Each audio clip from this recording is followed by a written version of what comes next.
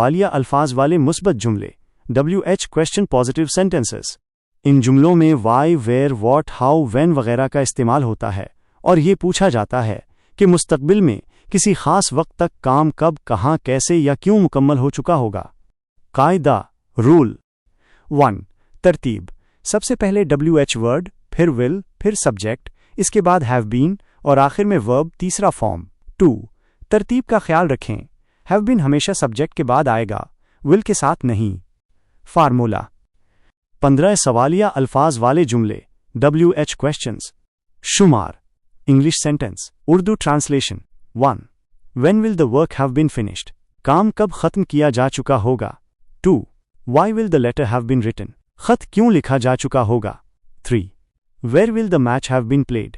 Match कहाँ खेला जा चुका होगा। 4. How will the problem have been solved? मसला कैसे हल किया जा चुका होगा। 5. What will have been cooked by then?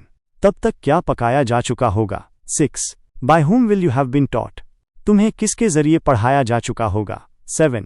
Where will the car have been parked? गाड़ी कहाँ खड़ी की जा चुकी होगी। 8. When will the result have been declared?